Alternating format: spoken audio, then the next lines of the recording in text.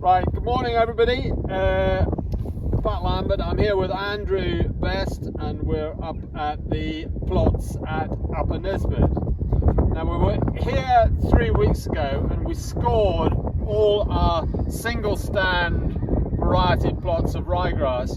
We scored them on density and weed ingress. So they've been in the ground now for, this is the 5th year, we're now into the 5th year. They were sown on the 3rd of September 2019, so going into the 5th season. And so we're now really beginning to look at persistency and how they're lasting. And I thought we'd just do a little film here today showing a couple of examples of where we are. Now, we're not going to mention any names of individual varieties, but this paddock here, paddock 1, we start off with a variety's 35 days and we go up to the 6th variety in here, it's 40 days. So there's a 5-day spread in this paddock. The variety here we're stood on at the moment is 37 days relative ear emergence and it's a tetraploid.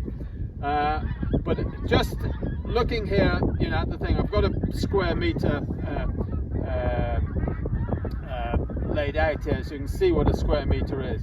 These plots, the tetraploids, we sowed an additional 30% of seed in the tetraploid plots to give us the same number of seeds per square meter when we established them. You must remember that tetraploids are larger seed, so you will get less seeds in a kilo of seed. Approximately a diploid, somewhere about 600,000 seeds. A tetraploid variety, probably somewhere about 450, 460 roughly. So we sowed 30% more seed in here to try and get the same number of seeds established. Now, intermediate tetraploid going into its 5th year, people talk about the cliff where you get the yield just drops off after the 4th year. And it's probably a pretty good example, this plot here. It's certainly, it's gone open. There's quite a bit of weed ingress. There's a lot of bare earth when you look into it. Quite a bit of moss as well. So, if you were to say what of the original 2,200 seeds per square meter that we actually sowed, how many plants are left? Well, I would say roughly here there might be 500 plants a square meter. Just looking at it, we're not going to sit down and count them out, but I would say half those seeds have probably disappeared now, and that is a tale, of the weakness of particularly intermediates, and tetraploids more so than diploids. So intermediate tetraploid going into its 5th season, definitely yield potential falling away, more weed ingress. We've moved up now into paddock 3, and just as a comparison, we're in a diploid variety here. This is just in the late category. This is 47 days relative ear emergence, and quite it's a diploid that we use a lot in our mixtures.